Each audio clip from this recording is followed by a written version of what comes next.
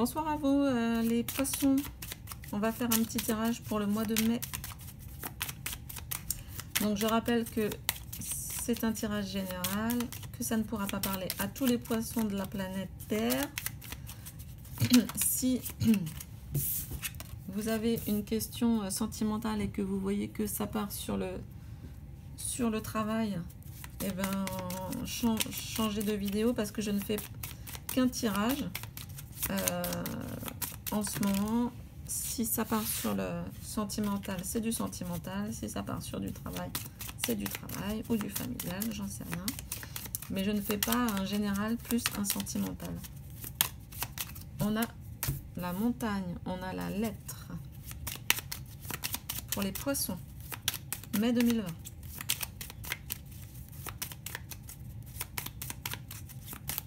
Déjà là, ça me dit qu'il y a des courriers qui ont eu du mal à arriver jusqu'à vous. Oh, oh, bon, ceux qui arrivent.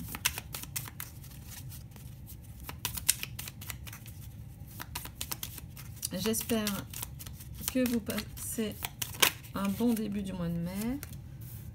La dame.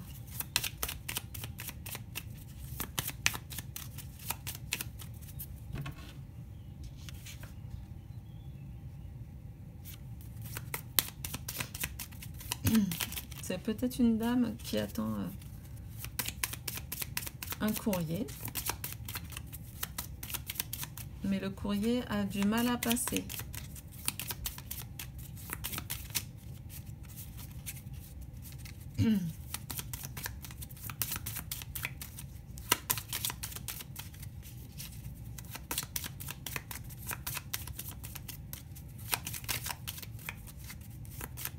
Ok.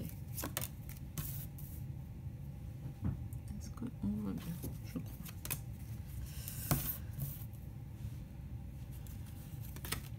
On a la clé, on a la faucille, on a la fillette, le foyer,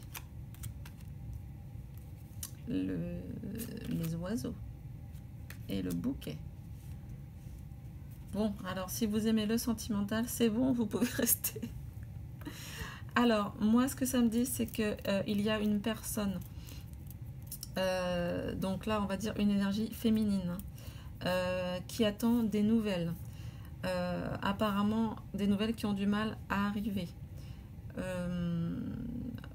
puisque là je prends vraiment la montagne plutôt comme un obstacle. Il y a aussi peut-être des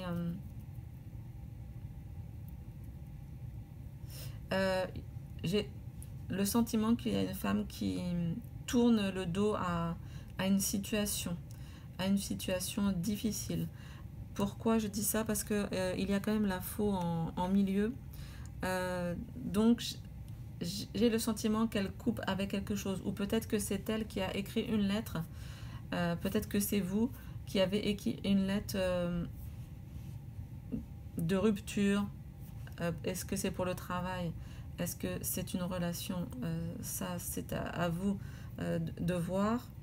Malgré tout, même si ça peut être une épreuve,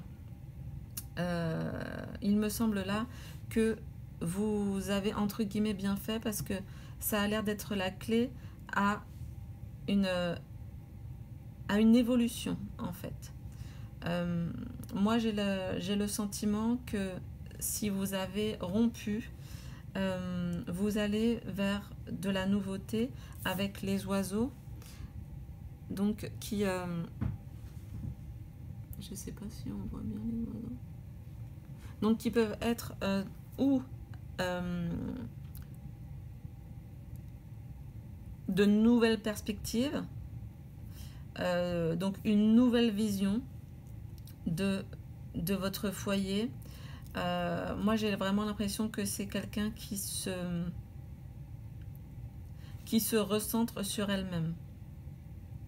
J'ai l'impression que cette personne a fait beaucoup de sacrifices et qu'elle s'est oubliée.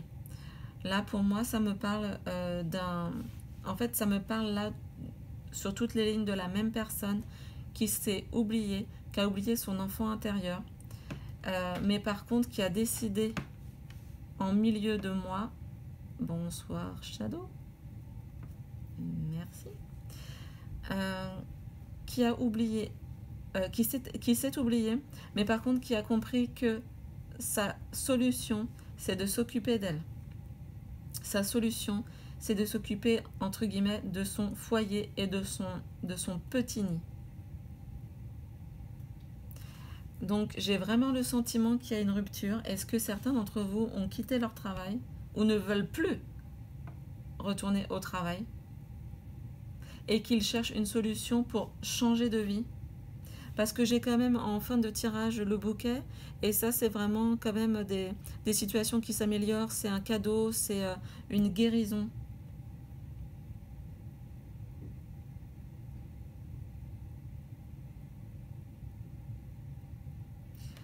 J'ai aussi le sentiment que certains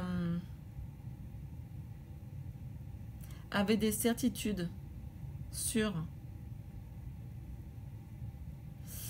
leur vie, sur l'endroit où ils voulaient vivre, comment ils voulaient organiser leur petite vie, et que je ne sais pas si c'est le confinement ou quoi, ou le fait d'être confiné, mais j'ai l'impression que cette personne a changé d'idée sur ce qu'était son idée du bonheur et du foyer. Je ne sais pas si je suis claire. Je vais répéter. J'ai le sentiment qu'une personne qui a une énergie féminine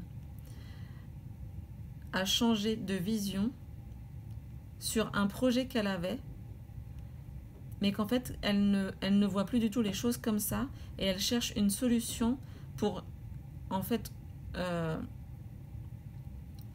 se couper de son ancien projet pour aller vers ce qu'elle croit être le meilleur pour elle maintenant. Et ça, j'ai l'impression que en fait, vous avez déjà quelque part pris votre décision, mais pas en mai, mais peut-être déjà en avril, et que c'est en mai que ça va se réaliser. J'ai le sentiment que c'est grâce au fait que vous avez quelque part retrouvé votre enfant intérieur et que vous voulez le nourrir de nouvelles choses, de bonnes choses, pour créer un foyer stable.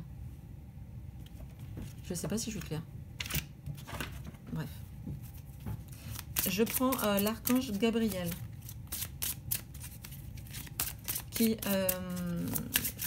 à qui je demande un conseil pour les poissons au mois de mai. Un conseil à suivre. Une idée à ne pas oublier. Ah. Eh bien, la voilà. Écoutez la voix de l'amour. Écoutez la voix de l'amour, qu'est-ce que cette carte nous dit? Ne laissez pas la peur vous distraire de votre mission divine. Est-ce que c'est pas ça, cette faux-là? Vous avez tourné le dos à quoi? Est-ce que c'est à vos peurs ou est-ce que c'est à une situation qui vous faisait peur?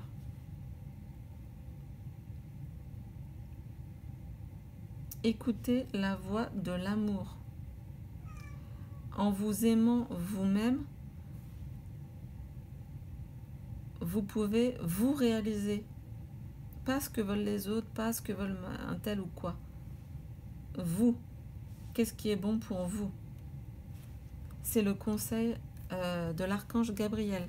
Je vais tirer une carte du tarot d'Osho pour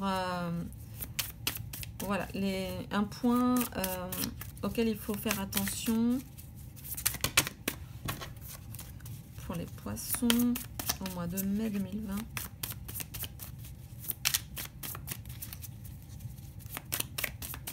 Quelque chose à ne pas oublier.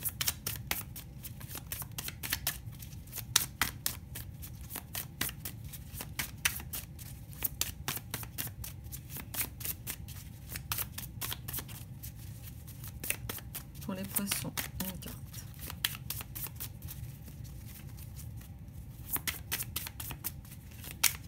Ok. Donc la carte que j'ai tirée, c'est l'intensité.